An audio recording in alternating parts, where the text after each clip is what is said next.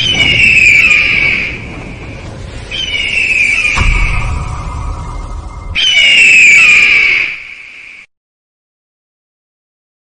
Lord, హల్లెలూయా. మరి దేవుని నామమునకు స్తోత్రములు. కూడి వచ్చిన మీ అందరికీ వందనములు. మరి ఈ సమయంలో పరిశుద్ధ గ్రంథము వైపుకి తిరుగుదాము. అందరూ బైబిల్ గనక ఉన్నట్లయితే పరిశుద్ధ గ్రంథంని చూడండి. పరిశుద్ధ గ్రంథంలో హెబ్రీలకు రాసిన పత్రిక 7వ అధ్యాయము 1వ వచనము నుండి చదువుదాం. రాజులను సంహారం చేసి తిరిగి వచ్చుచున్న అబ్రహామును ఎవడు కలుసుకొని అతనిని ఆశీర్వదించెనో, ఎవనికి అబ్రహాము అన్నిటిలో 10వ వంతు ఇచ్చెనో, ఆ షాలేము రాజును మహోన్నతుడగు దేవుని యాజకుడునైన మెల్కీషెదకు నిరంతరము యాజకుడుగా ఉన్నాడు. అతని పేరుకు మొదట నీతికి రాజనియు తరువాత సమాధానపు రాజనియు అర్థమిచ్చునట్టి షాలేము రాజని అర్థం. అతడు తండ్రి లేనివాడు, తల్లి లేనివాడు, వంశావళి లేనివాడు, జీవిత కాలమునకు ఆది అయినను జీవమునకు అంతమైనను లేనివాడనయ్యుండి దేవుని కుమారుని పోలి ఉన్నాడు. చాలు, ఇంకొక లేఖన భాగం వైపు కూడా తిరుగుదాం. ఆదికాండం 14వ అధ్యాయం 17వ వచనం. అతడు కదొర్లాయోమెరును అతనితో కూడా ఉన్న రాజులను ఓడించి తిరిగి వచ్చుచున్నప్పుడు సొదొమ రాజు అతనిని ఎదుర్కొనుటకు రాజు లోయ అను షావే లోయ మట్టుకు బయలుదేరి వచ్చెను. మరియు షాలేము రాజైన మెల్కీషెదకు రొట్టెను ద్రాక్షారసమును తీసుకొని వచ్చెను. అతడు సర్వోన్నతుడగు దేవునికి యాజకుడు. అప్పుడతడు అబ్రహామును ఆశీర్వదించి ఆకాశమునకు భూమికిని సృష్టికర్తయును సర్వోన్నతుడనైన దేవుని వలన అబ్రాము ఆశీర్వదించబడునుగాక అనియు, నీ శత్రువులను నీ చేతికి అప్పగించిన సర్వోన్నతుడగు దేవుడు స్తుతించబడునుగాక అనియు చెప్పెను. అప్పుడతడు అన్నిటిలో ఇతనికి 10వ వంతు. చాలండి, ప్రార్థన చేద్దాం. స్తోత్రములు ప్రభువా, మహిమగల రాజా, మీకే స్తుతులు స్తోత్రములు చెల్లించుకొనుచున్నాం. అయ్యా, కొత్త నిబంధనలోను అదే విధముగా పాత నిబంధనలోను 2 చోట్ల వాక్య భాగం చదివి ఉన్నాం. మీరే ఈ ఘడియ వాక్యం మాతో మాట్లాడండి ప్రభువా. ప్రస్తుత కాలానికి చెందిన వర్తమానం ఇవ్వండి. వాక్యములో మా స్థానం ఏదో మేము చూచుదుముగాక, మేము గ్రహించుదుముగాక. ఇక్కడున్న ప్రతి వ్యక్తితో మీరు మాట్లాడమని అడుగుచున్నాము. ఆత్మీయ వాతావరణం కలగజేయండి ప్రభువా. పరిశుద్ధాత్మ బలముగా ఈ ప్రియబిడ్డల మీద పనిచేయునుగాక. అయ్యా, నీ కృప సమృద్ధిగా ఈ ప్రియబిడ్డలకు అనుగ్రహించండి. అనారోగ్యంతో ఉన్న బిడ్డలను స్వస్థపరచండి. నెమ్మది లేని వారికి నెమ్మది ఇవ్వండి. పరిశుద్ధాత్మ బాప్తిజం పొందని వారు పరిశుద్ధాత్మ బాప్తిజం పొందుదురుగాక. ఈ వాక్యం ద్వారాగా నీ ప్రియ బిడ్డలు అయ్యా నిన్ను మహిమపరచుదురుగాక. నీ కృప తోడుగా ఉంచండి ప్రభువా. కొద్ది నిమిషాలు మీరే మా అందరితో మాట్లాడండి ప్రభువా. నీ అభిషేకము బలముగా మా మీదకి తీసుకురండి ప్రభువా. మా మధ్య ఒక్క బలహీనుడు కూడా లేకుండా చెయ్యండి ప్రభువా. ఇక్కడున్న ప్రతి వ్యక్తిని అభిషేకించండి ప్రభువా.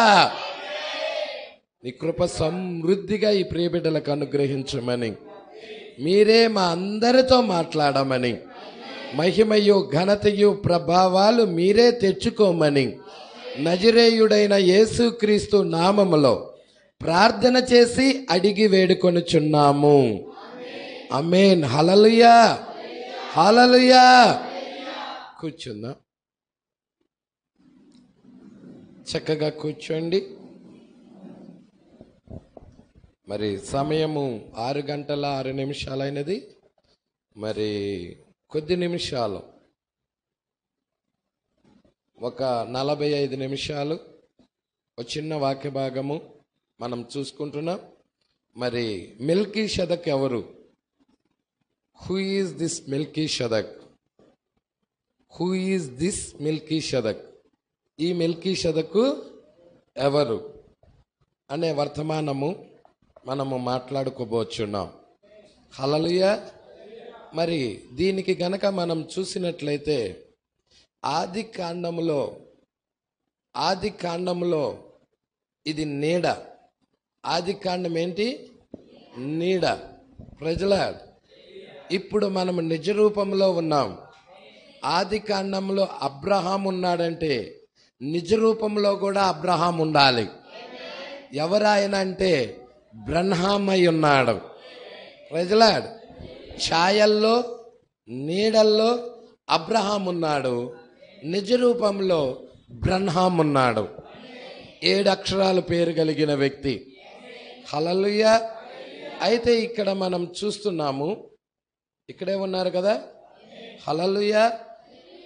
ఇక్కడ ఆది కాండంలో 12వ అధ్యాయంలో అతనిని పిలుస్తున్నాడు. ఎవరిని పిలుస్తున్నాడు?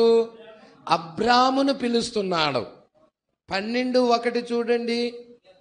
యెహోవా నీవు లేచి నీ దేశము నుండి నీ బంధువుల యొద్ద నుండి నీ తండ్రి ఇంట నుండి బయలుదేరి నేను నీకు చూపించు దేశమునకు వెళ్ళుము. హల్లెలూయా.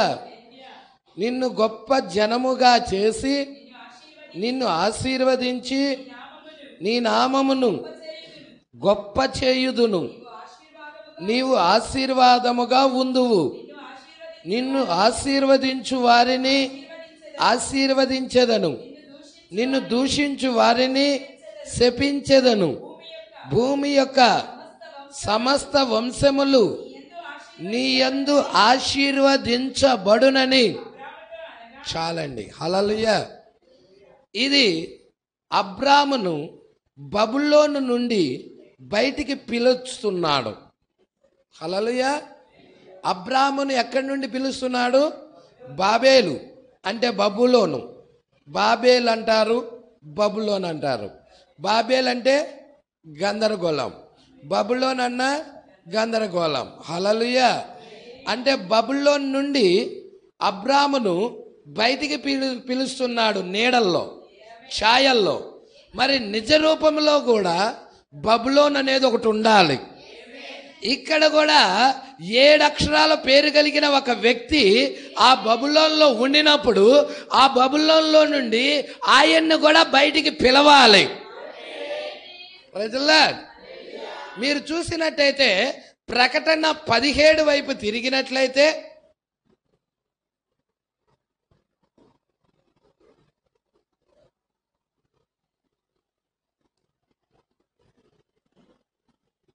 ఐదో వచనం, దాని నొసట దాని పేరు ఇలాగు వ్రాయబడి ఉండెను, మర్మము వేశ్యలకు భూమిలోని ఏ హేయమైన వాటికిని తల్లి అయిన మహా, అంటే ఇప్పుడు భూమి మీద మహాబబులోను ఉన్నది. ప్రజెంట్ ఇప్పుడు మనం జీవిస్తున్న ఈ దినాల్లో భూమి మీద ఏముంది? మహాబబులోన్ అనేది ఉన్నది. ఏంటి మహాబబులోను? చెప్పండి ఏంటండి? తెలిసిన వాళ్ళు చెయ్యొద్దండి. మహాబబులోన్ ఏదో 1 2 3 4 అంతేనా? మహాబబులోన్ ఏదో మిగతా వాళ్ళు ఎవరికి తెలియదా? దేవుడికి మహిమ కలుగును గాక. హల్లెలూయా. ప్రకటన 17వ అధ్యాయం ఎవరై ఉన్నారు? రోమన్ క్యాథలిక్ సంఘమై ఉన్నది. ఆ యొక్క ప్రకటన 17వ అధ్యాయములో దాని కుమార్తెలు కూడా ఉన్నారు. ఇదే మహాబబులోన్ అని చెప్తున్నాడు. హల్లెలూయా. దాని కూతుళ్ళు అది కూడా మహాబబులోన్ అయి ఉన్నది. ఇప్పుడు మహాబబులోన్ నుండి బయటికి రావాలి అంటే డినామినేషన్ సంఘాలన్నీ దేని కింద ఉన్నాయి? బబులోని కింద ఉన్నాయి. సర్వలోకము బబులోని కిందే ఉన్నది. ప్రజలా దేవుడికి మహిమ కలుగును గాక. హల్లెలూయా. ఇజ్రాయేల్ ప్రజలు బబులోనికి బానిసలుగా వెళ్ళారు. బబులోని యొక్క బానిసత్వం నుండి విడిపించడానికి అక్కడ ఒక దానియేలు ప్రవక్త ఉన్నాడు. హల్లెలూయా. అక్కడ ఎజ్రా ఉన్నాడు, అక్కడ నెహెమ్యా ఉన్నాడు, అక్కడ ప్రవక్తలు ఉన్నారు. ఈరోజు లోకము యొక్క బానిసత్వం బబులోన్ నుండి, సంఘశాఖన్న బబులోన్ నుండి విడిపించడానికి ఇక్కడ కూడా ప్రవక్త ఉన్నాడు.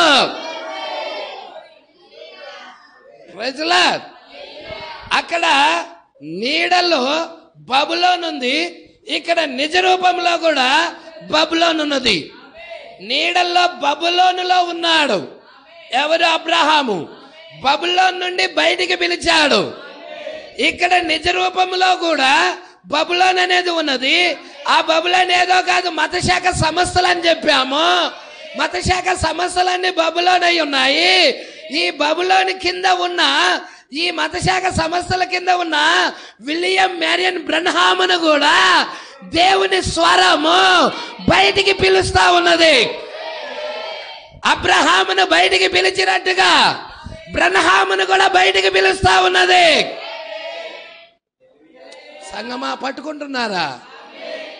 విలియం మ్యారియన్ బ్రన్హాం గారు అంతకు ముందు బాప్టిస్ట్ చర్చికి వెళ్ళేవాడు. ఏ చర్చికి వెళ్ళేవాడండి? మతశాఖేనాది. ప్రకటన 17లో ఉన్న దాని కుమార్తెలేనవి. హల్లెలూయా. అది మర్మమైన బబులోన్ అని చెప్తున్నాడా? మర్మమైన బబులోన్ అని చెప్తున్నాడు కదండి ఇక్కడ లేఖనము. హల్లెలూయా. ఈ స్త్రీ మర్మమైన బబులోన్ అని చెప్తున్నాడా లేదా? నా బైబిల్లో రాయబడింది, మీ బైబిల్లో కూడా ఉందా? హల్లెలూయా. హేయమైన వాటికి తల్లి అయిన మహాబబులోన్ అది. దేవుడికి మహిమ కలుగును గాక. హల్లెలూయా. అయితే దాని కింద ఉండినప్పుడు దేవుడు యొక్క స్వరం, దేవుడు ఏం చేశాడంటే ఆయన జగత్ పునాది ముందే ఎన్నుకున్నాడు కాబట్టి, కొంతమందిని ఎన్నుకున్నాడు కాబట్టి ఏర్పాటులో ఉన్న వారిని పిలుస్తా ఉన్నాడు. ఇది ఇలాగున్నదా? కోళ్ళ యొక్క గుడ్డులో నుండి, హల్లెలూయా, కోళ్ళ యొక్క కోడి పిల్లల మధ్య నుండి పక్షిరాజుని పిలిచినట్టుగా, తల్లి పక్షిరాజు పిలిచినట్టుగా దేవుడు మనల్ని కూడా ఆయా మత శాఖల్లో నుండి పిలుస్తా ఉన్నాడు. ప్రజలా ఇక్కడికి వద్దాం. మన 37వ పేర అదే. ఈ మెల్కీషెదెకు ఎవరు? 37వ పేర అదే. అక్కడికి వద్దాం. మనం వద్దామా? అక్కడికి వద్దాం. అయితే ఇక్కడ కొంచెం ఉపద్ఘాతం మీరు పట్టుకోవాలి. హల్లెలూయా. కొంచెం దానికి ముందు పునాదేస్తా ఉన్నాను. దీన్ని మీరు పట్టుకోవాలని నేను ఇష్టపడుచున్నాను. ఆదికాండం 12వ అధ్యాయంలో అబ్రహామును బయటికి పిలుస్తా ఉన్నాడు, బబులోను నుండి బయటికి పిలుస్తా ఉన్నాడు. ఈ కాలంలో నిజ రూపంలో కూడా ఈ కాల ప్రవక్త 7వ సంఘకాలంలో ఉన్న ప్రవక్తని బయటికి పిలుస్తా ఉన్నాడు. ప్రవక్తని పిలిచాడంటే ప్రవక్త యొక్క భార్యను కూడా పిలుస్తా ఉన్నాడు, ఆయన సంఘాన్ని కూడా పిలుస్తా ఉన్నాడు. అబ్రహామును పిలిచాడంటే అబ్రహాం యొక్క భార్యను కూడా పిలుస్తా ఉన్నాడు. భార్యే సంఘమై ఉన్నది. స్త్రీయేనా సంఘం? స్త్రీయేనా సంఘం? స్త్రీయా కాదా? అబ్రహాముని పిలిచాడంటే అబ్రహాముతో పాటు ఎవరు కూడా పిలువబడ్డారు? శారా కూడా పిలువబడింది. దేవుడికి మహిమ కలుగును గాక. ఆ పిలవటమే ఏంటంటే ఆదికాండం 12వ అధ్యాయం నీతీకరణ. హల్లెలూయా. నీతీకరణ అధ్యాయమై ఉన్నది. నిన్ను బయటికి పిలుస్తా ఉన్నాడు. ఓ నులివెచ్చని స్థితి నుండి, వాక్యానికి వ్యతిరేకమైన ఆచారాల నుండి, వాక్యానికి విరుద్ధమైన కార్యాల నుండి దేవుడు నిన్ను బయటికి పిలుస్తా ఉన్నాడు. హల్లెలూయా. ఇప్పుడేం జరుగుతుందో పట్టుకుందామా? హల్లెలూయా. బయటికి వచ్చిన తర్వాత ఏం జరుగుతుందయ్యా అంటే హల్లెలూయా 14వ అధ్యాయం స్టార్ట్ అవుతుంది. 12వ అధ్యాయం తర్వాత 13వ అధ్యాయం ఉన్నది. హల్లెలూయా. ఉందా అక్కడ? 13వ అధ్యాయం ఉన్నది. తర్వాత 14వ అధ్యాయం కూడా ఉన్నది. 13వ అధ్యాయంలో ఏంటంటే ఇక్కడ 13వ అధ్యాయం చూడమ్మా, 13:4.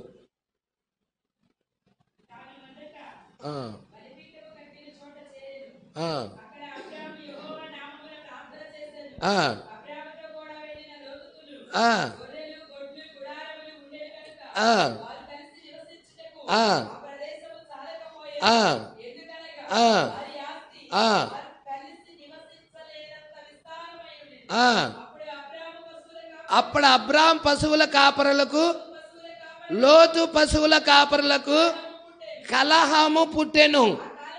ఆ కాలమందు కానానీయులు, పెరిజ్జీయులు ఆ దేశములో కాపురం ఉండిరి.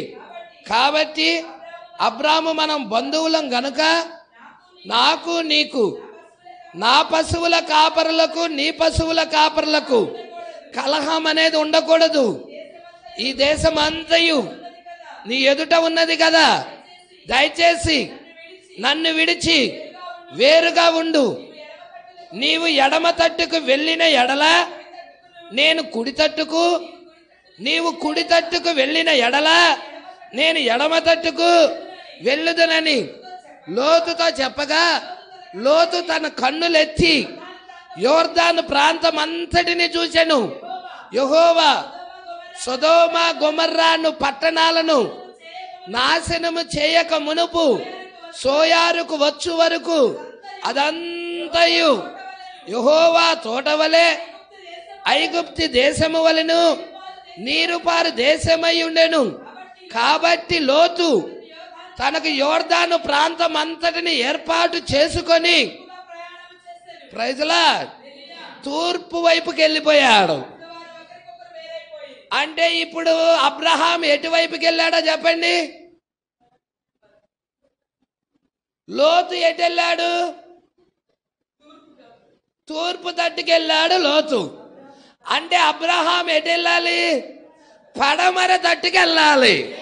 పడమర నివసించు ప్రజలు ఎవరు? ఇక్కడ ఉన్నారా? పడమర నివసించే జనులు ఇక్కడ ఉన్నారా? యెహోవా వాక్కు వారి దగ్గరికి వస్తుందా?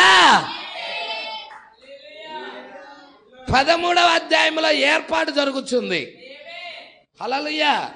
అబ్రహాముకి లోతుకి ఏం జరుగుతుంది? డివైడ్ అయిపోతున్నారు. విశ్వాసి అవిశ్వాసి వేరైపోతా ఉన్నారు. Praise Lord. దేవుడికి మహిమ కలుగును గాక. అయితే ఆ యొక్క లోతు ఆ యొక్క పచ్చని మైదానాన్ని ఎన్నుకున్నాడు. అయితే అబ్రహాము వాగ్దాన భూమిని ఎన్నుకున్నాడు. హల్లెలూయా. వాక్యాన్ని ఎన్నుకున్నాడు. వాక్యం కొరకు శ్రమ పడటమైన ఇష్టమే అని ఎన్నుకున్నాడు. మోషే ఎన్నుకున్నట్టుగా ఐగుప్తి ధనము కంటే క్రీస్తు నిమిత్తం నింద గొప్ప భాగ్యమని మోషే ఎన్నుకున్నట్టుగా ఇక్కడ అబ్రహాము కూడా ఎన్నుకున్నాడు. మరి వధువు కూడా ఎన్నుకుంటుందా? ప్రైజ్ ది లార్డ్, హల్లెలూయా. కొంచెం ముందుకు చూద్దామా? ఎప్పుడైతే డివైడ్ అయ్యారో, అబ్రహాము లోతు వేరుపరచబడ్డారు, ఒక విశ్వాసి అవిశ్వాసి వేరయ్యాడు, ఇక ఎమ్మటే అక్కడ యుద్ధాలు స్టార్ట్ అయినాయి. 14వ అధ్యాయంలో ఏమున్నాయి? యుద్ధాలు. ఇలా అనొచ్చా? యుద్ధాలంటే ఏంటి? బోరలు. అయ్యయ్యో, బోరలు. యుద్ధాలంటే ఏంటి? బోర్లు. 5వ బోర మొదటి ప్రపంచ యుద్ధం, 6వ బోర 2వ ప్రపంచ యుద్ధం. హల్లెలూయా. అయితే 5వ బోర 6వ బోర తర్వాత ఎవరు వస్తున్నారంటే మెల్కీషెదకు దిగొస్తున్నాడు. మెల్కీషెదకు వచ్చింది ఎప్పుడు? 1963. అవునా కదా? మేఘం వచ్చింది ఎప్పుడండి?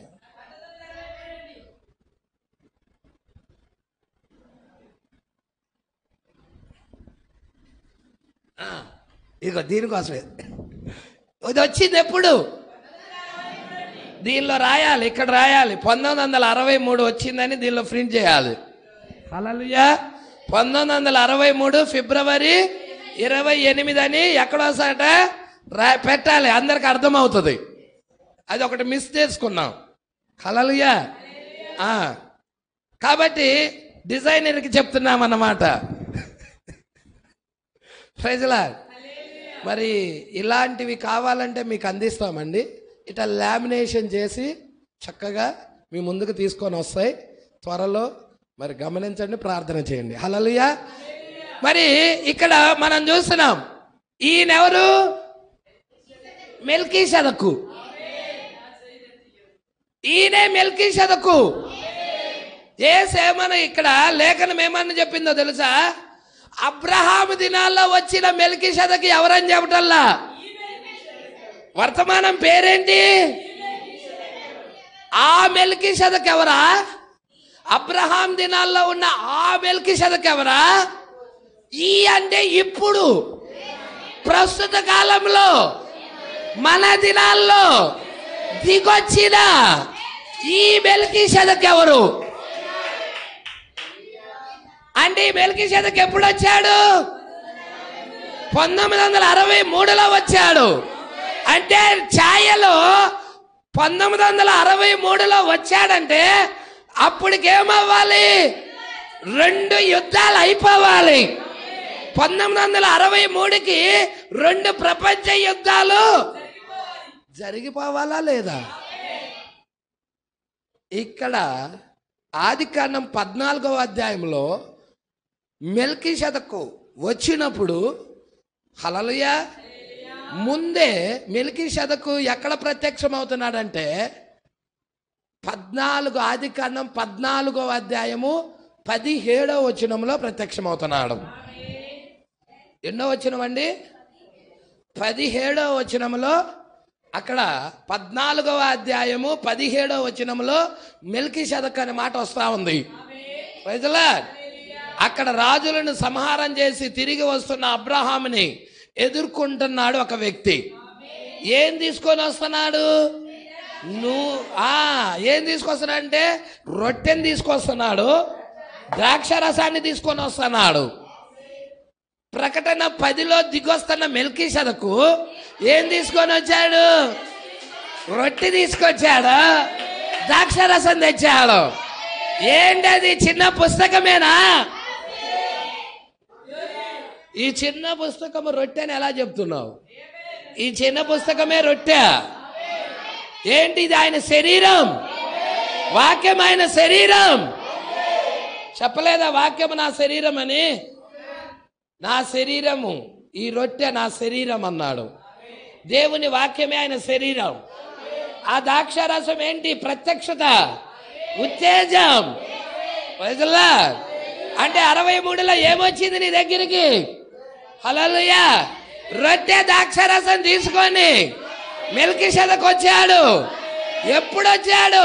2 ప్రపంచ యుద్ధాల తర్వాత. నువ్వు చూడు, ఆదికాండము 14వ అధ్యాయము 1వ వచనం. అది ఏంటంటే మొదటి ప్రపంచ యుద్ధం. పట్టుకుంటున్నారా? మొదటి నీడ ఇది నీడ. నిజ రూపం ఏమిటో 1914 నుండి 1918 దాకా మొదటి ప్రపంచ యుద్ధము. మొదటి అయ్యో, అర్థమవుతుందా? మొదటి అయ్యో 5వ బోర మోగింది. హల్లెలూయా.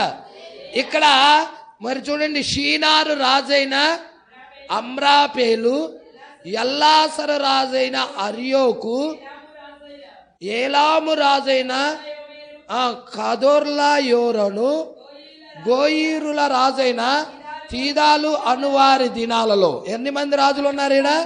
4 రాజులు. 5 రాజుల మీదకి యుద్ధాలకు వెళ్తున్నారు. పట్టుకుంటున్నారా? ఒక రాజు ఒక దేశాన్ని పరిపాలిస్తా ఉంటాడు. అంటే 4 దేశాలు ఏకమవుతా ఉన్నాయి. ఇంకొక దేశాన్ని చంపటానికి, ఆ దేశాన్ని స్వాధీనపరచుకోవటానికి, ఆ దేశం మీదకి యుద్ధానికి వెళ్ళటానికి. జరిగింది అదే కాదా? హిట్లరు జర్మనీ నుండి, స్టాలిను ఎక్కడి నుంచి? రష్యా నుండి. ప్రజల ఐక్యమెన్, అవునా? ఎక్కడ? అమెరికా నుండి. ఇంకొక ఆయన ఎవరు? ముస్సోలిని, ఇటలీ నుండి. 4 దేశాల నుండి 4 నియంతలు వచ్చారు. ప్రజల దేవుడికి మహిమ కలుగును గాక. ఈ 4 నియంతలు వెళ్ళి ఏం చేశారు? 5వ బోర 6వ బోర కింద యూదులని అనేకులను చంపారు. హల్లెలూయా. ఇది నీకు 14వ అధ్యాయము 1-2 వచనాలేమో మొదటి ప్రపంచ యుద్ధం, అవునా కాదా? తర్వాత ఇక్కడ చూడండి, 12వ వచనం. మరియు అబ్రాము సహోదరు కుమారుడైన లోతు సొదోములో కాపురముండెను గనుక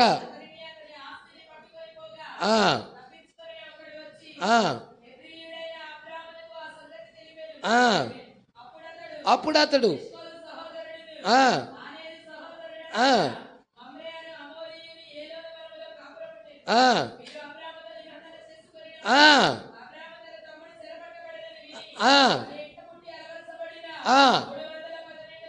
310 నెనమండుగురు అంటే 18 మందిని వెంటబెట్టుకొని దాని మటుకు ఇది 2వ యుద్ధం. అబ్రహాము యుద్ధం చేస్తున్నాడు ఇక్కడ. ప్రైజ్లాడ్. ఎంతమందిని ఎత్తుకొని తీసుకెళ్ళాడు? 318 మందిని ఎంటబెట్టుకొని వెళ్ళి ఆ రాజుల్ని తరిమి ఆ యొక్క లోతుని విడిపించుకొని తీసుకొని వస్తున్నాడు. విడిపించుకొని 2 ప్రపంచ యుద్ధాలు అయిన తర్వాత, హల్లెలూయా, మొదటి ప్రపంచ యుద్ధం 1914 నుండి 1918 వరకు, 2వ ప్రపంచ యుద్ధం 1939 నుండి 1945 వరకు. ఇది అయిన తర్వాత 1963లో మెల్కీషెదెకు దిగొస్తున్నాడు. ఎవరి దగ్గరికి? అబ్రహాం దగ్గరికి. ఎందుకయ్యా అంటే అబ్రహాం శరీర రూపాంతరపరచబడాలి. అబ్రహాముకి తనలోని భాగం ఇవ్వాలి. హల్లెలూయా. అబ్రహాంకి ఏమి ఇవ్వటానికి వస్తున్నాడు? తనలోని భాగము అబ్రహాంకి ఇవ్వటము కొరకు మెల్కీషెదెకు దిగొస్తా ఉన్నాడు. ఆ థియోఫనీ, ఆ వాక్యపు శరీరం నీకు ఇవ్వడానికి 1963లో రాజైన థియోఫనీ, రాజైన మెల్కీషెదెకు పరలోకాలు విడిచి చిన్న థియోఫనీలు అల్లి తీసుకొని భూమి మీదకి దిగొచ్చాడు. Praise the lord. సంగమా, ఈ వాక్యం నీకు అర్థం కాకపోతే కృపను వేడుకో. ప్రభువా, నాకేంటో పాస్టర్ గారు చెప్పేది అర్థం కావట్లేదు, దయచేసి నాకు నీ కృపివ్వు ప్రభువా అని దేవుడి దగ్గర ఉపవాసం ఉండి ఏం తినకు తాగకు. ప్రభువా, లేఖనాల గురించి గ్రహింపివ్వయ్యా, లేఖనాల గురించి ప్రత్యక్షత ఇవ్వయ్యా అని దేవుడిని అడుగు. దేవుడు కృప చూపితే ఆ ప్రత్యక్షతను తెరుస్తాడు. ఆ ప్రత్యక్షత ఉంటేనే ఎత్తబడేది. నేను గుడికి వెళ్తున్నాను, మందిరానికి వెళ్తున్నాను, నేను ఎత్తబడతాను, no no no no no no. ఇవాళ ఉదయం వర్తమానం టేపు వినండి. సంఘ సభ్యుడిగా ఉన్నంత మాత్రాన నువ్వు మృతుడివే, వెళ్ళలేవు. ఆ ఎండిపోయిన కర్రే, అహరోని చేతిలో ఉన్న ఆ ఎండిపోయిన కర్రే. కానీ నువ్వు అతి పరిశుద్ధ స్థలానికి వెళ్ళాలి. అక్కడ నీకు జీవం ఉన్నది. అక్కడ నువ్వు ఒక ఆయన్ని కలుసుకోవాలి. ఆ షకీనా మహిమను కలుసుకోవాలి. ప్రకటన 10లో దిగొచ్చిన మెల్కీషెదెకుని కలుసుకోవాలి. అబ్రహాము కలుసుకున్నాడా? విలియం మేరీ బ్రన్నాము కలుసుకున్నాడా? మరి ఓ వధువా, నువ్వు కూడా కలుసుకోవాలి. నువ్వు కూడా కలుసుకుంటేనే నీకు జీవం, లేకపోతే లేదు. నిజం. రాబోయే ఒత్తిడి ఇట్లాంటి ఒత్తిడి కాదు. మన సంఘాలని, మన ఆరాధనల్ని జరపనీరు. వీటిని గూఢముగా ఉపయోగిస్తారు, ఆయుధ కర్మాగారాలుగా ఉపయోగిస్తారు, స్టోర్ రూములుగా ఉపయోగిస్తారు. అర్థమవుతుందా? ఇదిగో ఈ బుక్ మీకు ఇచ్చాను కదా, ఇవ్వలేదా? ఇదిగో కాలమును మరియు సూచనను ఐక్యం చేయుట, ఈ బుక్ ఇచ్చా మీకు. దీంట్లోనే చెప్తున్నాడు ప్రవక్త. 37, 38 పేరాల్లో చెప్తున్నాడు ప్రవక్త. స్టోర్ రూమ్గా ఉపయోగిస్తారు. ఎవరైనా మన సహోదరికి అనారోగ్యంగా ఉంది, పాపం వెళ్ళి ప్రార్థన చేసి వద్దామని వెళ్ళి ప్రార్థన చేస్తున్నామనుకో, వాళ్ళు ప్రార్థన చేసే పాస్టర్ని, చేయించుకున్న ఆమెని, ఇద్దరిని కాల్చి చంపుతారు. లేకపోతే 10 సంవత్సరాలు జైలు శిక్ష వేస్తారు. ఎందుకయ్యా చంపటము అంటే, నువ్వు ప్రార్థన చెయ్యాలంటే ప్రపంచ సంఘముల సమైక్యలో కలిసి ఉండాలి. అప్పుడే నువ్వు ఆరాధన చేయడానికి కానీ సంఘము నడపటానికి కానీ నీకు వీలుంటుంది. ప్రపంచ సంఘముల సమైక్యలో ఎప్పుడైతే ప్రజలు ఏకమవుతారో, జాయిన్ అవుతారో, వాళ్ళందరూ మృగపు ముద్ర పొందుకుంటారు. మన ప్రవక్త చెప్పాడు కాబట్టి మనం దానిలో జాయిన్ అవ్వం. మనం జాయిన్ అవ్వలేదు కాబట్టి వాళ్ళు మన ఆరాధనలు జరగనివ్వరు. ఒకవేళ ఎక్కడో పేషెంట్ ఉన్నాడులే, వెళ్ళి ప్రార్థన చేద్దామన్నా కానీ ఆ పేషెంట్ని చంపుతారు, చేసిన వాడిని 10 సంవత్సరాలు జైలు శిక్ష వేస్తారు. అంత ఒత్తిడి రాబోతుంది. ఇప్పుడే ఒత్తిడి లేనప్పుడే భక్తి చేయడానికి నువ్వు నానా తంటాలు పడుతున్నావు. ఒత్తిడి వచ్చినప్పుడు నీ పరిస్థితి ఏంటి? నేను అడుగుతున్నా. ఒత్తిడి లేనప్పుడే భక్తి చెయ్యాలంటే 39 సాకులు చెప్తావు. నాకు అది నొప్పి, కడుపులో నొప్పి, గుండెల్లో నొప్పి, లేకపోతే ఇంకొక నొప్పి, అక్కడ వచ్చింది, ఇక్కడ వచ్చింది బాధ, నేను రాలేకపోతున్నానని. ఒత్తిడి వచ్చినప్పుడు నీ పరిస్థితి ఏంటి? ఎలా ఎత్తబడతావు?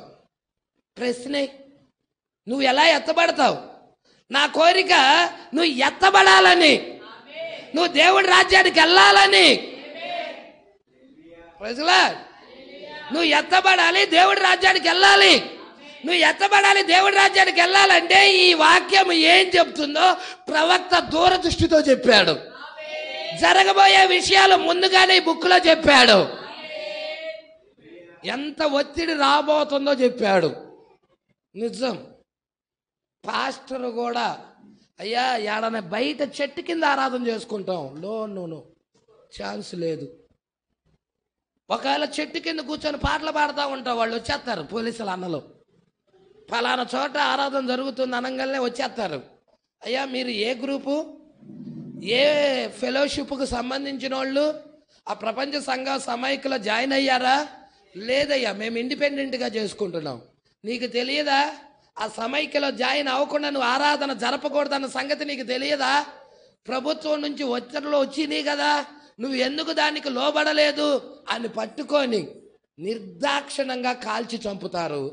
లేకపోతే 10 సంవత్సరాల జైలు శిక్ష వేస్తారు. నువ్వు చేసింది తప్పేం లేదు. ఆరాధన చేస్తుంటావు చెట్టు కిందకి వెళ్ళి బయట, ఇంకా అంతకంటే ఏం లేదు. ఇంటిలో కూడా కాదు. ప్రజల అంత ఒత్తిడి మన ముందుంది. హల్లెలూయా. ఈ బుక్ ప్రతి ఒక్కళ్ళు సంపాదించుకోండి. 37వ పేర, 38వ పేర, 2 పేరాలు చదివించుకోండి ప్రతి వాళ్ళు. ఎంత ఒత్తిడి ఉన్నదో ప్రవక్త చెప్తున్నాడు. హల్లెలూయా. ఆ ఒత్తిడి టైంలోనే నువ్వు విశ్వాసివో, తయారైన విశ్వాసివో, చెప్పుకుంటున్న విశ్వాసివో బయటకు వస్తుంది. హల్లెలూయా. ఏక కష్టము సహోదరుడా. దేశాలు ఏకమవుతున్నాయి. కూటమి వచ్చింది. బీజేపీ, తెలుగుదేశం, జనసేన అన్నీ ఏకమైనవి. అవునా కాదా? ఏకమైన కాలంలోనే మనం ఉంటున్నాం. అవే గెలిచినాయి. ఇప్పుడు రేపొద్దున జరగబోయేది కూడా సంఘాలన్నీ ఏకమవుతున్నాయి. ఈ సంఘాలు ఆల్ రైట్ పెట్టుకున్నాయంట. ఏంటి? ఆ లెటర్ని ముందే పంపించాయి. అర్జీ ఫామ్స్ పెట్టుకున్నాయి, లెటర్ని పంపించేశాయి. ఆ ప్రపంచ సంఘ సమైక్యలో ఏ చిన్న సంఘమైనా జారకపోయినా అది ఆరాధన చేయటానికి వీలు లేదని ఆ ప్రభుత్వం దగ్గర నుంచి అధికారం పొందుకున్నాక ఈ సంఘాలు విజృంభిస్తాయి. ఇక నీ పక్కన ఉన్న సంఘాలన్నీ, డినామినేషన్ సంఘాలన్నీ నీ మీదకి వచ్చేస్తాయి. పోలీసులు వస్తారు, తలుపు కొడతారు. హల్లెలూయా. ఇక్కడ ఆరాధన జరుగుతుంది. తెనాల్లో పోలీసులు వచ్చారు. ఒరే పాస్టర్ గారు మొన్నే చెప్పాడు, అప్పుడే పోలీసులు వచ్చారని మా అమ్మాయికి గుండెల్లో డబ్బుక్కందంట. పోలీసులు రానే వచ్చేసారు, ఆరాధన ఆపేస్తారేమో అని భయపడిపోతా ఉన్నది. కాబట్టి ఏ టైంలో, ఏ సమయంలో మరి ఒత్తిడి వస్తుందో చాలా శీఘ్రంగా ఒత్తిడి రాబోతుంది. సంగమా, భయపడకు. ఆ ఒత్తిడి టైంలో నువ్వు నిలబడాలంటే నువ్వు ఇప్పుడు నిలబడాలి. వాక్యపక్షాన ఇప్పుడు నిలబడితే అప్పుడు నిలబడతావు. ఇప్పుడు ఈ వాక్యాన్ని గైకొని, ఈ వాక్యానికి చదువుతూ, ఈ వాక్యాన్ని ధ్యానం చేస్తూ, ఈ వాక్యంకి సమయాన్ని ఇస్తా, ఈ ఆరాధనలో పాల్గొంటా నువ్వు జీవిస్తా ఉంటే అప్పుడు దేవుడు నీ పక్షాన్ని నిలబడతాడు. మీరు నా పక్షాన నిలబడ్డారు కాబట్టి నేను మీ పక్షాన్ని నిలబడతానని ఆ ఒత్తిడి టైంలో దేవుడు నిలబడతాడు. Praise Lord. Shadrach, Meshach, Abednego ఒత్తిడి టైంలో నిలబడలా, అలా నిలబడతాడు. మన మీదకి ఒత్తిడి కన్ఫామ్ గా రాబోతుంది సంగమా. ఎత్తబడే ముందు ఒత్తిడి వచ్చేది రీతి, ఒత్తిడి రాకుండా ఎత్తబాటు లేదు. Praise Lord. అందుకే చాలా జాగ్రత్తగా పట్టుకుందాం, గమనిద్దాం. ఇక్కడే ఉన్నారా సంగమా? ఇక్కడ మనం చూస్తున్నాం 1939 నుండి 1945 వరకు 2వ ప్రపంచ యుద్ధం. ఈ 2 ప్రపంచ యుద్ధాలు అయిన తర్వాత 45 తర్వాత 63లో మెల్కీషెదెకు వచ్చాడు. ఎప్పుడు వచ్చాడు?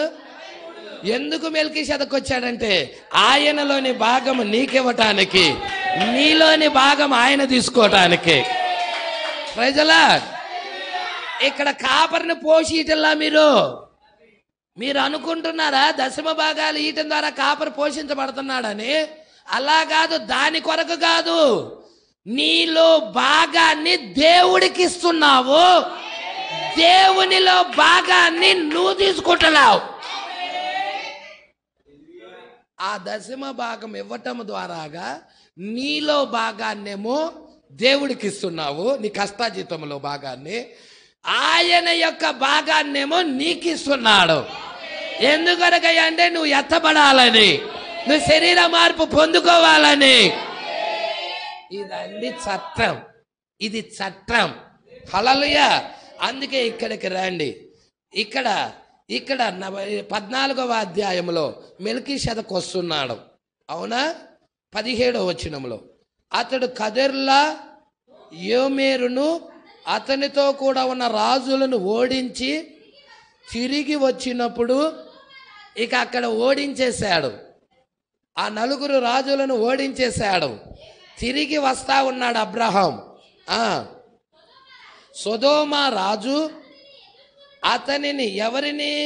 ఆ అబ్రహాముని ఎదుర్కొనుటకు రాజులోయ అను షావేలోయ మట్టుకు బయలుదేరి వచ్చాడు. మరియు ఇక్కడ చూస్తున్నావా, ఇక్కడ మరియు అన్నాడు, కంబైన్డ్ వర్డ్ మరియు అన్నాడు. పట్టుకుంటున్నారా? ఈ 18వ వచనం, మరియు షాలేము రాజైన, ఇక్కడ పట్టుకున్నారా? 18వ వచనంలో మొట్టమొదటిగా ఆ పదం వాడటం జరుగుతుంది. మెల్కీషెదకు రొట్టెను ద్రాక్షారసమును తీసుకొని వచ్చెను. అతడు సర్వోన్నతుడగు దేవునికి ప్రజల. ఈ 18వ వచనంలో ఎవరు వస్తున్నారంటే మెల్కీషెదకు వస్తున్నాడు. 18వ వచనంలో వస్తున్నాడు. ఎవరు? మెల్కీషెదకు. ఏం తీసుకొని వస్తున్నాడు? రొట్టెను ద్రాక్షారసాన్ని తీసుకొని వస్తున్నాడు. ఎవరి దగ్గరికి వస్తున్నాడు? అబ్రాము దగ్గరికి. ఇంకా పేరు మార్చబడాల, అబ్రామే. హల్లెలూయా. పేరు 17వ అధ్యాయంలో మార్చబడింది. పేరు అబ్రాము నుండి అబ్రహాముగా, శారాయి నుండి శారాగా. 8వ అధ్యాయంలో మార్చబడింది పేరు, 17వ అధ్యాయంలో మార్చబడింది. అప్పుడు దాకా ఆయన పేరు అబ్రామే. Praise lord. అంటే నీడలో పేరు మార్చబడిందంటే నిజ రూపంలో కూడా పేరుండాలి, ఆ పేరు మార్చబడాలి. 7 అక్షరాలు కలిగిన వ్యక్తి ఆయన. ఆయన కూడా మెల్కీషెదకు కలుసుకోవాలి. హల్లెలూయా. ఇప్పుడు అబ్రాము, అక్కడ బ్రాణం. ఏంటది? బ్రాణం. అబ్రాము బ్రాణం. బ్రాణము నుండి ఎలాగ మార్చబడింది? అబ్రాము నుండి అబ్రహాముగా, బ్రాణము నుండి బ్రన్హాముగా. హల్లెలూయా. నిజ రూపంలో అర్థమవుతుందా? అక్కడ నీడలో ఉంది కాబట్టి నిజ రూపం ఇక్కడ ఉన్నది. Praise Lord. నీడలో మెల్కీషెదకు వచ్చాడు అక్కడికి. నిజ రూపంలో కూడా 63లో మెల్కీషెదకు వచ్చాడు. ఎవరి దగ్గరికి? 7 అక్షరాల పేరు కలిగిన ఆయన దగ్గరికి. ఎవరాయన? ఈ కాల ప్రవక్త విలియం మ్యారియం బ్రన్హామ్ అయి ఉన్నాడు. Praise Lord. సంగమా, పట్టుకుంటున్నావా?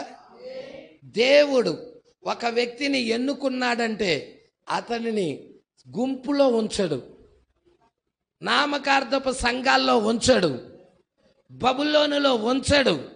ఆయన సపరేట్ చేస్తాడు, వేరుపరుస్తాడు. కోడి పిల్లల మధ్య పక్షిరాజును ఉంచడు, కోడి పిల్లల మధ్య నుండి పక్షిరాజును పిలుస్తాడు. అందుకే ఇక్కడ మనం చూస్తున్నాం 37వ పేర. మీరందరూ చూడండి, 37వ పేర. ఒక రాత్రి ఎక్కడో నేను బోధించాను. ఎవరు మాట్లాడుతున్నారు ఈ మాటలు?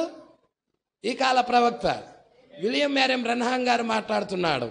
ఒక రాత్రి నేను ఎక్కడో బోధించాను. కాలిఫోర్నియా లేక ఆరిజోనాలోని అనుకుంటా.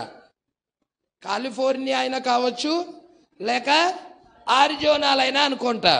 ఒక వ్యక్తి ఒక కోడిపెట్ట కింద పక్షిరాజు గుడ్డును పొదిగించిన ఒక చిన్న కథ మీకు చెప్పానని నమ్ముచున్నా. హల్లెలూయా. కోడిపెట్ట కింద పక్షిరాజు గుడ్డును పొదిగించాడు. ఆ కథ పొదగబడి బయటికి వచ్చిన తర్వాత ఆ పక్షిరాజు ఆ కోడి పిల్లలకు ఎంతో వింతైన పక్షిగా కనబడింది. హల్లెలూయా. ఎవరు వింతైన పక్షిగా కనబడింది? పక్షిరాజు పిల్ల. ఎవరికి వింతైన పక్షిగా కనబడింది? ఈ లోకంలో వారికి నువ్వు వింతగానే ఉంటావు. హల్లెలూయా. నీ గురించి వింత వింత ఆలోచనలు చేస్తారు, నిందలేస్తారు, అవమానిస్తారు. అయినా కానీ నువ్వు బాధపడాల్సిన అవసరమే లేదు. హల్లెలూయా. ఎందుకంటే నువ్వు పక్షిరాజు కాబట్టి. నువ్వు కోడి పిల్లవి కావు, నువ్వు పక్షిరాజు అయి ఉన్నావు. నీ పుట్టుకే వేరు. ప్రజలా సమస్య ఏంటంటే వర్తమానంలో కోడి పిల్లలు ఉన్నాయి, ఇవి పక్షిరాజు పిల్లలు అని చెప్పుకుంటున్నాయి. ఇక్కడ వచ్చింది సమస్య. చూద్దాం, కొంచెం ముందుకు చదువుతాం. పొదగబడి బయటకు వచ్చిన తర్వాత ఆ పక్షిరాజు ఆ కోడి పిల్లలకు ఎంతో వింతైన పక్షిగా కనబడెను. అది వాటితో సంచరించుచున్నది. వాటి మధ్య అది అసహ్యంగా కనబడెను. ఎందుకనగా ఆ కోడిపెట్ట అరుచుచు ఆ పెంట పోగును త్రవ్వి తినుట. వీళ్ళ ఆలోచనలు వేరు, దాని ఆలోచనలు వేరు. వీళ్ళ ఫుడ్ వేరు, దాని ఫుడ్ వేరు. పెంట పోగులను త్రవ్వి కోడి ఏం చేసేది? తిని ఆ కోడి పిల్లలన్నిటిని పిలిచి వాటికి పెట్టిద్ది. అవునా? పక్షిరాజు పెంట పోగుల దగ్గరికి వెళ్ళి తినదు. పక్షిరాజు ఆహారం ఏంటయ్యా అంటే దానికి తాజా మాంసం కావాలి. అది చచ్చిపోయిన మాంసం కూడా తిందది. ఎప్పుడో 3 రోజుల నాటిదో వారం రోజుల నాటిదో కూడా కాదు, అప్పుడప్పుడు చంపుకొని వేడి వేడిది కావాలి, ఫ్రెష్ది కావాలి. తాజా మన్నా. హల్లెలూయా. తాజా వాక్యం, తాజా వర్తమానం. అప్పుడప్పుడు ఆ కాలపు వర్తమానం కావాలి. ప్రవక్త చెబుతున్నాడంటే దానికి ఆత్మ సంబంధమైన అర్థాలు ఉంటాయి, దాన్ని పట్టుకోవాలి. ఎందుకనగా ఆ కోడిపెట్ట అరుచుచు ఆ పెంటబోగును త్రవ్వి తినుట దానికి అర్థం కాలేదు. దానికి ఆ అభిప్రాయమే అసలు కలగటల్లా. ఆ కోడి పిల్లలకు కలిగిన అభిప్రాయం, ఆ తల్లి కోడికి కలిగిన అభిప్రాయం దీనికి కలగటల్లా. ప్రజలా బిడ్డలారా, ఎవరంటున్నారా మాట? తల్లి కోడి అంటుంది. బిడ్డలారా వచ్చి విందును ఆరగించండి అంటుంది. తల్లి పెట్ట పిలుచుచున్నది. అది ఒక పక్షిరాజు పిల్ల. ఈ బుడ్డిదేంటి? పక్షిరాజు పిల్ల. అవునా? మిగతా కోడి పిల్లలతో పాటు ఇది కూడా పొదిగి పిల్ల అయింది. హల్లెలూయా. తల్లి ఏమంటుంది?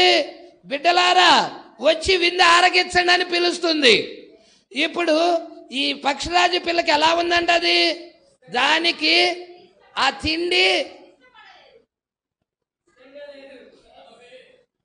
ఆ బోధ ఈరోజు హల్లెలూయా పక్షిరాజులకి బోధ.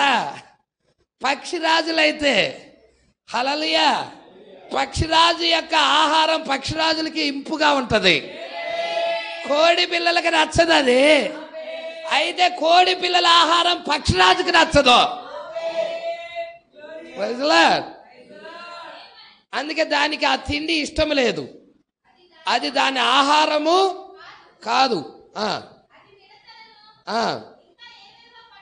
ఆ కోడి ఏం చేస్తుంది? మిడతలను పట్టుకుంటుంది, పురుగులను పట్టుకుంటుంది, ఆ పెంటబోగులో ఆ యొక్క పేడలో ఉన్న పురుగులను పట్టుకుంటుంది. ఏవేవో పట్టుకొని ఆ చిన్న చిన్న పిల్లలని పిలుచుతూ ఉన్నది. ఆ చిన్న కోడి పిల్లలన్నీ ఆ కోతను విని వెళ్ళి తింటా ఉన్నాయి. కానీ ఆ చిన్న పక్షిరాజు పిల్ల మాత్రం అసలు ఒక్క మొక్క కూడా ఎక్కటల్లా. జ్వరం తగిలినాడికి బిర్యానీ పెడితే ఎట్లుండిద్ది? ఎక్కిదా? తీసుకెళ్ళి తినమ్మా తినని మటన్ పెడుతున్నావు అనుకో, ఎక్కదా? అది అంతే. ఇప్పుడు ఇదేమిస్తుంది? పురుగుల్ని ఎత్తుంది, మిడతల్ని ఎత్తుంది, తినమని చెబుతుంది. ఈ పక్షరాజు పిల్లకి ఇది నచ్చటల్లా. ఎందుకు? దీని ఫుడ్ వేరు, దాని ఫుడ్ వేరు. ఈ రెండిటి ఫుడ్ వేరు వేరు. హల్లెలూయా, అవునా కదా? పక్షిరాజు ఫుడ్ వేరు, కోడి ఫుడ్ వేరు. పక్షిరాజు భూలోక సంబంధమైన జీవి కాదు, ఆకాశానికి సంబంధించిన జీవి. కోడి ఆకాశానికి సంబంధించిన జీవి కాదు, భూ సంబంధమైన జీవి. అందుకే వాటి రెండింటి మధ్య వ్యత్యాసాలు కూడా ఉన్నాయి. ఆహార విషయాల్లో కూడా తేడాలు ఉన్నాయి, ఆలోచనలు కూడా తేడాలు ఉన్నాయి, ఉద్దేశాలు కూడా తేడాలు ఉన్నాయి. హల్లెలూయా. ఒక దేవుని కుమారుడు ఉద్దేశాలు ఎల్లప్పుడూ వాక్యం ద్వారాగే ఉంటాయి, వాక్యములో ఎదిగే విధంగానే ఉంటాయి, వాక్యములో పోషించుకునే విధంగానే ఉంటాయి. క్రీస్తు రూపంలోకి ఎలా వెళ్ళాలి, క్రీస్తు పోలికలోకి ఎలాగెళ్ళాలి, దేవుణ్ణి ఏ విధముగా సంతోష పెట్టాలి, ఇలాంటి ఆలోచనలు ఉంటాయి. అదే దేవుని కుమారుడు కాదనుకో, ఎలా సంపాదించాలి, హల్లెలూయా, ఎవరి మీద ఏ నింద వేయాలి, అసలు నిందలేసే గొడవ అనేది పక్షిరాజులది కాదు, అపవాదిది. హల్లెలూయా. నిందలేసేది మరి వాడిట ఈడిట అని చెప్పుకునేది అది అసలు పక్షిరాజు దేవుని కుమారుడికి సంబంధించినవి కావవి. అవన్నీ అపవాదివి, అపవాదికి సంబంధించినవి. ప్రజలా, అందుకే ఇక్కడ అంటున్నాడు చూడండి, ఆ పక్షిరాజు పిల్ల తినలేకపోతుంది, అది తనకు సరిపడటం లేదని గ్రహించింది. అయ్యా, ఇక్కడ ఆహారం ఏదో మొత్తానికి నాకు తేడా కొడుతుంది, ఈ బాప్టిస్ట్ ఆహారం నాకొద్దు, ఈ లూథరన్ ఆహారం నాకొద్దు, ఈ పెంతెకోస్తు ఆహారం నాకొద్దు, ఈ డినామినేషన్ ఆహారం నాకు వద్దు, తేడా కొడుతుంది మొత్తానికి అని పక్షిరాజు పిల్ల ఆలోచిస్తూ ఉంది. కావున ఒకరోజు దాని తల్లి వెతుక్కుంటూ వచ్చింది. ఎవరు దాని తల్లి? ఎవరండి? ఇదిగో ఇదిగో ఎవరు? మన తల్లి ఎవరు? ఇదిగో ఇక్కడ ఉన్నాడు. ఈయనేనా? ఈయనే మన తల్లి, మన తండ్రి అయి ఉన్నాడు.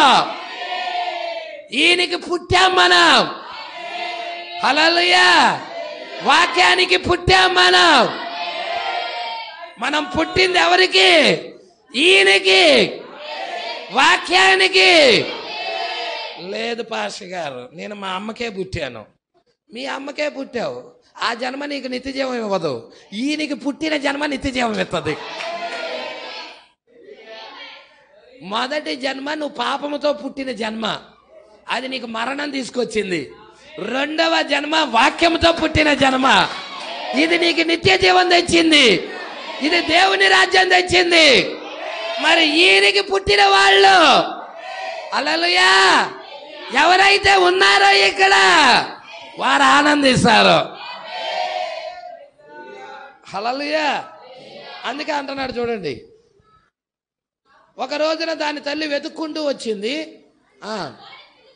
కోడి పిలుచుటను అది విన్నది. అది కూడా కోడి వలె అరుచుటకు ఎంతో ప్రయత్నించింది కానీ అలాగ చెయ్యజాలకపోయెను. చూసారా అండి? కోడి వలె అరవటానికి ప్రయత్నించింది. అదేంటో భాషలో మాట్లాడేటప్పుడు హల్లెలూయా వాళ్ళు ఏదో భాషలో మాట్లాడుతున్నారు, భాషలు మాట్లాడటమే పరిశుద్ధాత్మ అంటున్నారు.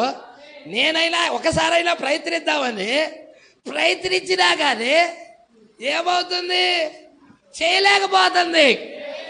హల్లెలూయా. చేయలేక పోతా ఉన్నది. కోడి పిల్ల వలె ప్రవర్తించబోయను కానీ కుదరలేదు. చూడండి, అది ఒక పక్షిరాజు, దాన్ని పుట్టుకే పక్షిరాజు. అయితే అది ఒక కోడి కింద పొదగబడింది, అంటే సంఘం కింద పొదగబడింది. వైజలా అది కొందరు సంఘ సభ్యులు మాదిరి వలె ఉన్నది. అలాగే ఉన్నది. కూర్చున్న వారిలో ఒకరు దాదాపు అలాగన్నారు. ఒకనాడు దాని తల్లి ఎగురుచూ వచ్చెను మరియు అరిచెను. దానిని అది గుర్తించెను. దానికి ఆ స్వరము సరి అనిపించింది. ఒకరోజు తల్లి వచ్చి వాక్యాన్ని ఇప్పినప్పుడు, వాక్యాన్ని తెరిచినప్పుడు, కేకేసినప్పుడు, వాక్యముతో కేకేసినప్పుడు కింద ఉన్న పక్షిరాజు పిల్లకి ఆ కేక సరనిపించింది. సరనిపించింది. ఎందువల్ల? అది పుట్టుకతోనే పక్షిరాజు అయి ఉన్నది. హల్లెలూయా. నువ్వు పుట్టటంతోనే వాక్యంతో పుట్టావు. లోనే వాక్యం ఉన్నది నీలో. Praise the Lord. సువార్త లేదా వాక్యము లేదా యేసుక్రీస్తు యొక్క శక్తి కూడా అదే విధానంలో ఉన్నది. హల్లెలూయా. ఒక వ్యక్తి నిత్య జీవమునకు ముందుగా నిర్ణయించబడినప్పుడు నిజ స్వరూపమును, అదండి, నిజ స్వరమును అతడు వినును. అనేక కోడి స్వరాలు ఉండును గాక, అనేక డినామినేషన్ స్వరాలు ఉండను గాక, ఒక నిజ స్వరం ఉంది. ఆ నిజ స్వరమును ఆ పక్షిరాజు పిల్ల వింటది, గుర్తిస్తుంది, గ్రహిస్తుంది. ఈ వర్తమానం నాదంటది. ఈ వర్తమానానికి నేను పుట్టానంటది. ఈ వాక్యానికి నేను జన్మించానంటది. హల్లెలూయా.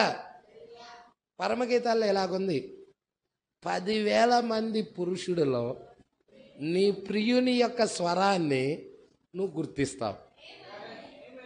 ఎన్ని డినామినేషన్ స్వరాలు ఉండును గాక, భర్త స్వరం ఏదో భార్య గుర్తిస్తుంది.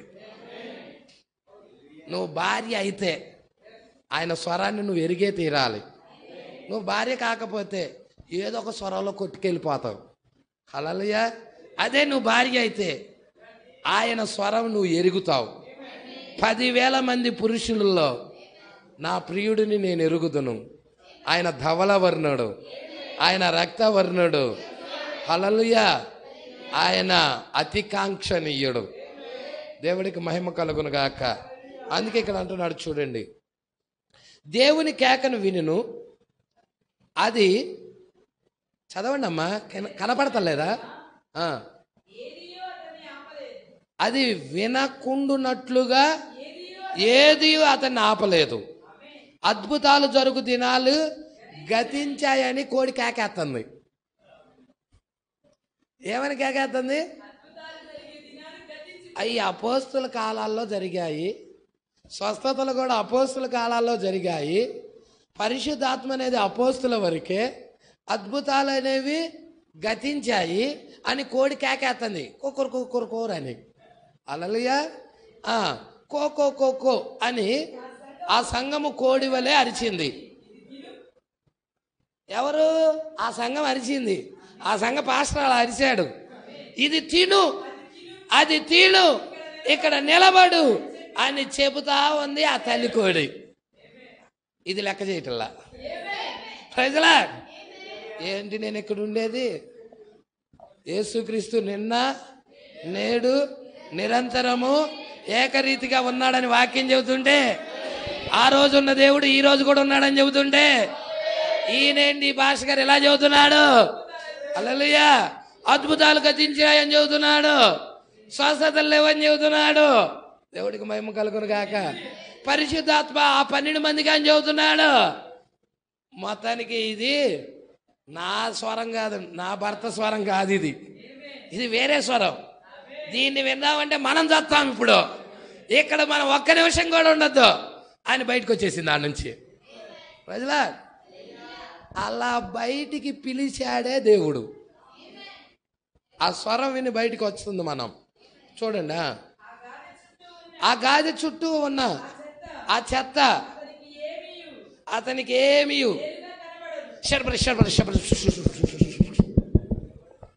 అంత చెత్త. గాది చుట్టూ ఉంది, ఎగురుతా డాన్సులు వేస్తా ఉంది. ఏమన్నా ఉందా అక్కడ? చెత్తే. ఎవరు పురుగులు ఎవరు ఎత్తుకుంటుంది అది. ప్రజలా అర్థమవుతుందా? ఆ గాది చుట్టూ ఉన్న చెత్తని అదే అంటే కాసేపు ఉండగల అప్పుడప్పుడే శరబర శరబర శరబర శరబర శరబర శరబర శరబర శరబర. ఏమైంది? శరబరలు అయింది. ప్రజలా ఆ చెత్త అతనికి ఏమి.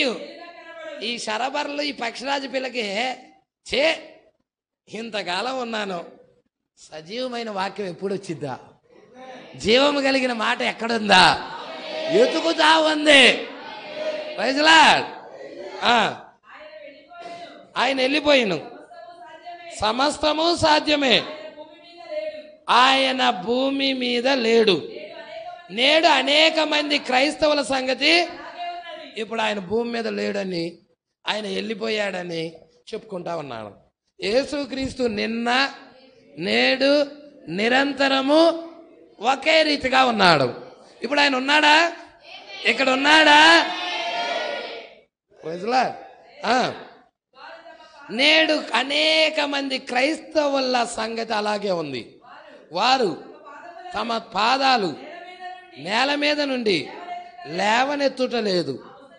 ఆ ముసలి తల్లి, కుమారుడా ఎగురు, నీవు పక్షిరాజువి, నేనున్న చోటికి ఎక్కిరమ్ము.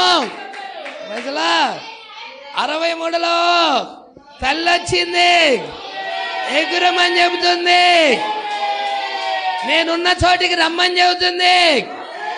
ఈ భూమి మీద అంత అవినీతి, పాపమే, మోసాలే, దీన్ని వదిలిపెట్టి రమ్మని చెప్తా ఉంది. నువ్వు ఒక కోడివి కావు, నువ్వు ఒక పక్షిరాజువి.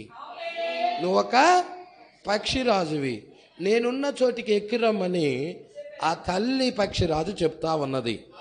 అమ్మా, నా జీవితంలో ఈ కోడి చుట్టూ తిరిగా కానీ ఈ కోడి ఒక్కసారి కూడా ఎగరటం నేర్పలా. యాడ్ నేర్పిది? అది ఎగరటానికి పుడితేగా. ప్రజలా అది ఎగరటానికి పుట్టిందా?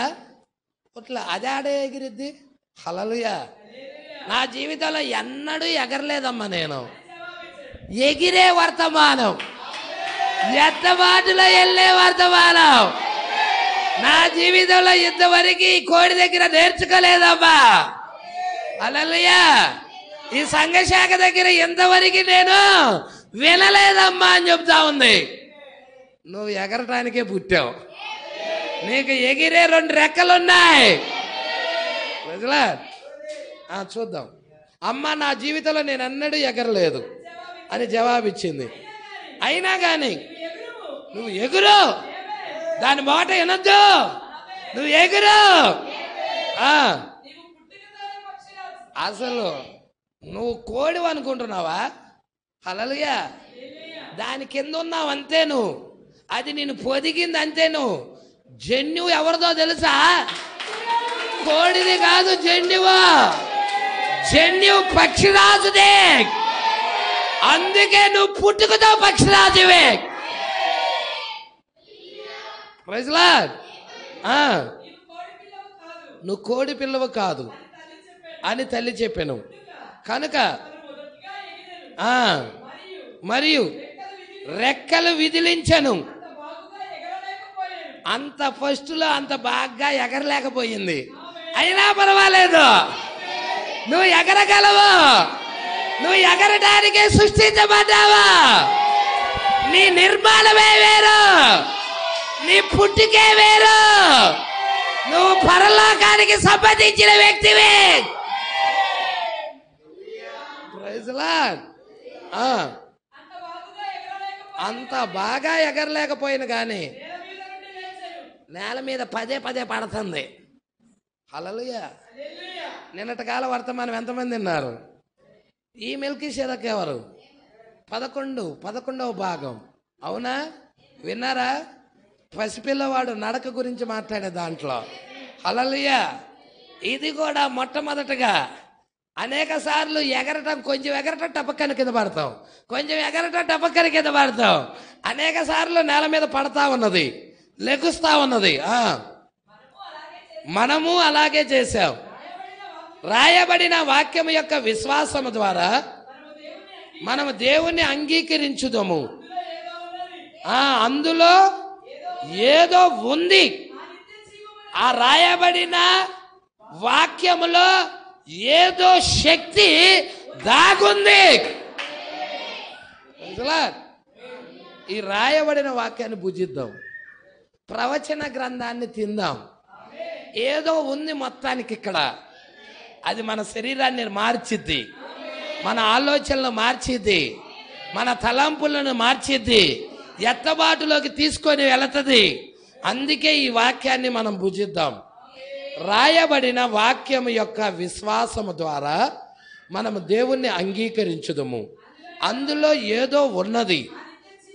ఆ నిత్య జీవమునకే మీరు ముందుగా, మనమేమో వాక్యం మీద ఆధారపడతాం, డినామినేషన్లేమో సంఘం మీద ఆధారపడతాయి. ప్రజల వాళ్ళ సంస్థ ఏమి చెప్పినదో, వాళ్ళ సంఘం ఏం చెప్పిందో దాని మీదే ఆధారపడతాయి. కానీ మనమైతే వ్రాయబడిన వాక్యం మీద సంఘ కాపరి ఆధారపడతాడు, సంఘము ఆధారపడుతుంది. ప్రజలా అందుకే ఇక్కడ అంటున్నాడు, దాని పూర్వీకులందరూ పక్షిరాజులే. ఆ గతము నుండి అది పక్షిరాజే. పక్షిరాజు ఇతర మగు వారితో, లోకస్తులతో అస్సలు ఉండదు. లోకస్తులతో ఉంటుందంటే అది రాబందు. పక్షిరాజు అని చెప్పుకుంటుంది కానీ రాబందు వేరు, పక్షిరాజు వేరు. లోకస్తులతో కలవదది, లోకస్తుల ఆలోచనలతో ఉండదది. అది ఎల్లప్పుడూ దేవునితోనే ఉంటది, ఎల్లప్పుడూ వాక్యముతోనే ఉంటది, వాక్యముతోనే తన నివాసము. ఎత్తైన స్థలములో తన గూడు కట్టుకుంటది. ప్రజలా దేవుడికి మహిమ కలుగునుగాక. దాని పూర్వీకులు పక్షిరాజులే. ఆ గతము నుండి అది పక్షిరాజే. పక్షిరాజు ఇతర మగు వాటితో కలవదు. అది అసలు సంకరమే కాదు, లేదు. అది ఒక పక్షిరాజు, సంకరమే కానే కాదు. అది పక్షిరాజు సంకరం అవుతుందా? హల్లెలూయా. ఆవగింజ సంకరం అవుతుందా? ఇప్పటికి సావగింజను ఎవ్వడు సంకరం చేయాల. ప్రజలా నీ విశ్వాసం ఎలా ఉండాలి? ఆవగింజ. సంఘశాఖలు ఏం బోధిస్తారో తెలుసా? అన్ని గింజల కంటే చిన్న గింజ ఏంటంటే ఆవగింజ. నీ విశ్వాసం కూడా కొంచెం పెట్టు చాలు, దేవుడు నీ విశ్వాసాన్ని, ఆ కొంచెం విశ్వాసాన్ని చూసి దేవుడు కార్యం చేస్తాడు అంటాడు. నో, దాని ఆన్సర్ అది కాదు, అది అబద్ధ బోధ. మరేంటి పాస్టర్ గారు? ఆవగింజ మిగతా గింజలన్నీ కల్తీ చేయబడిన ఆవగింజ మాత్రం కల్తీ చేయబడలేదు. అది కల్తీ లేని విశ్వాసం ఉండాలి. నీ విశ్వాసం కల్తీ లేని విశ్వాసంగా ఉన్నప్పుడు అప్పుడు దేవుడు నీ విశ్వాసాన్ని స్వీకరిస్తాడు, నీ ప్రార్థన ఆలకిస్తాడు. అందుకే ఇక్కడ పక్షిరాజు కల్తీ, సంకరమే లేదు, కల్తీయే లేదు. ఎంతమందికి అర్థమవుతా ఉన్నది? నెక్స్ట్ వారం 39వ పేరా చూసుకుందాం. దేవుడు మాటలు దీవించి ఆశీర్వదించును గాక. అందరం లేచి నిలబడదాం. ఇలాంటి వర్తమానాలు మీకు మరిన్ని అందుబాటులో ఉండాలంటే ఈ ఛానల్ని సబ్స్క్రైబ్ చేయండి. ఇంకా ఈ ఛానల్ని సబ్స్క్రైబ్ చేసుకుని వారు ఉన్నట్లయితే ఈ వీడియోలో చూపించిన విధంగా సబ్స్క్రైబ్ చేసుకోనండి. ఆమేన్.